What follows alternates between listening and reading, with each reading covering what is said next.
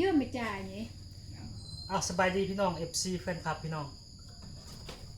จากช่อง YouTube ตัวนี้ขอบใจใหญ่ใจดีอยู่ทางประเทศออสเตรเลียก็คือคัม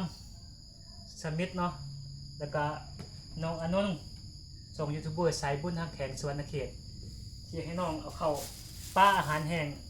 มาให้ครูรักตังไว้พี่น้องนี่ข้าวแดงมาม่า1 แกะพี่น้องก็เป็นนัวเนี่ยเกลือเด็ดพี่น้อง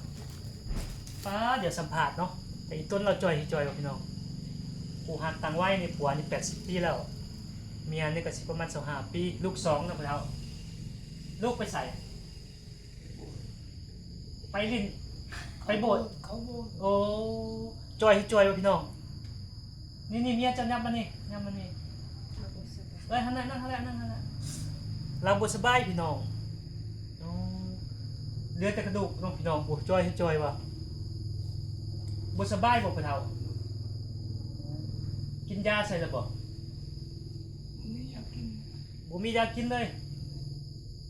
เจ้าเป็นอีสังใดแม่รู้จักบ่เป็นลายแมวนี่บ่จอยเหลือแต่กระดูกเลยพี่น้องคันจะบอกอาการให้ค่อยดูค่อยสิซื้อยามาให้กินอาการเจ้าน่ะเป็นจังไดเป็นมัดคุณแนวนะเมียกับเบิ่งดูแลเจ้าอยู่บ่ว่าดังๆเด้อเป็นยังกินข้าวยังมันได้เอิ้นกินข้าวก็บ่เอิ้นผัวเป็นอีสังเจ้าก็บ่เอิ้นผัวเขาบอกเอิ้นลูกมั่งบอกใครลูกเมียเก่าว่าให้เจ้า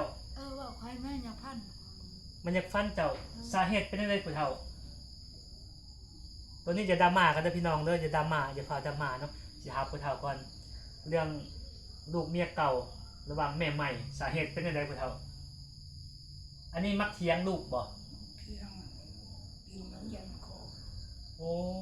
ลูกอันลูกชายตีนดันคอ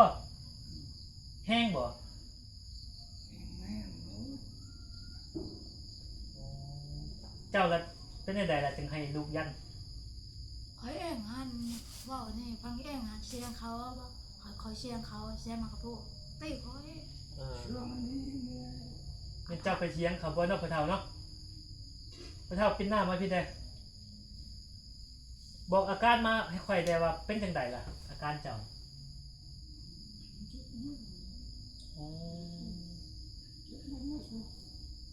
ชุดตีนนะเจ็บทั้งหัวทั้งตีนเลยอาจารย์ลองเว้าเสียงดังๆได้บ่ดังเลยบ่ได้เนาะบ่ได้เลยเวลานอนนี่เมียก็ประคองขึ้นอยู่บ่เจ้าประคองปวดอยู่บ่มันบอกใช่เน็ตเขานี่เน็ตเขาเจโอ้ยันพวนเขาแจ้ยังพวกเขาแจ้โอ้ยพี่น้องเมียก็ได้บ่เต็ม100ปานใดเมียก็ได้พี่น้อง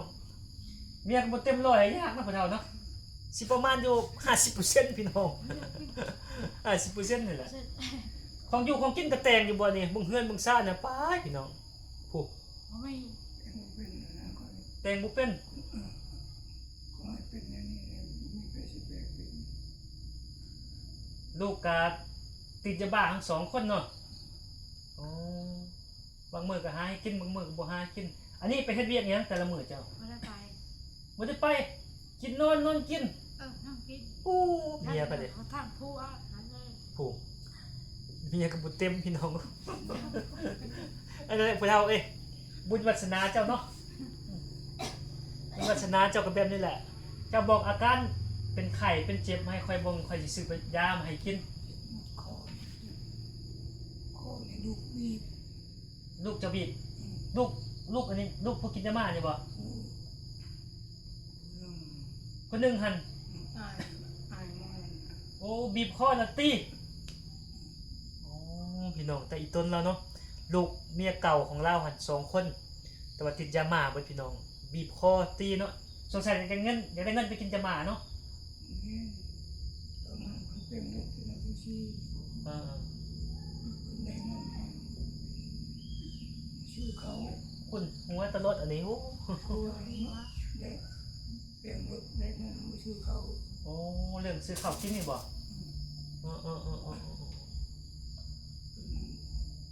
ค่อยถามสาเหตุเป็นยังเจ้าคือกินยันหัวเจ้าเข้าฟ้า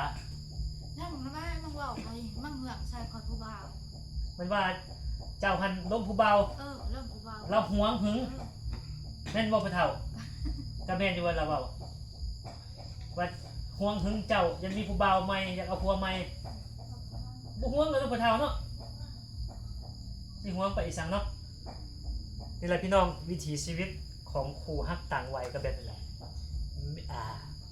หลังจากผัวป่วยเนาะผัวบ่สบายแก่เลยเมียก็ขึ้นอยากนอกใจได้นิดนึง อยากหึง ก็เราไม่ได้หึงดอกเนาะยังเป็นน้ำเมียเจ้าเนาะไปอยู่ที่บอกเขาว่าเจ้าอยู่บ้านนะย่างไปอยู่ที่เลยเขาว่าให้บ้านหลัก14ว่าเป็นบ่เห็นผู้ใดก็ย่างไปเลยเขาว่านี่แหละพี่น้อง นั่งไปเลยพอคอยังคอ พอคอยขอมัวไปเลยอ๋อเอาพี่น้อง FC แฟนคลับสำหรับคลิปนี้ก็มาสัมผัสครูฮักต่างวัยเนาะจบเพียงเท่านี้เนาะแต่น้องจะซื้อยามาให้รักษาผู้เฒ่านี่เราบ่สบายเนาะเอายายังก็ได้แต่ว่ามียังก็ได้เนาะผู้เฒ่าเนาะ คุยกินปีหนึ่งมี6มี12 B6 B12 อืม B1 B6 B12 แต่ว่าเจ้าย่างบ่ได้ลุกบ่ได้แล้วเนาะ แม่นแล้ว แต่ว่านอนติดเฮือนแล้วพี่น้อง ก็น้องเคยกินอย่างนั้น โอ้ นั่นชื่อ บ่มีเงินซื้อจะกินเลยเนาะเอาขอบใจหลายเด้อเอาผู้เฒ่าขอบใจมันเด้อ โอ้ย ขอบใจหลาย ใจแล้ว อันนี้ก็นมเด้อฮู้นมบ่เลวเลยพี่น้อง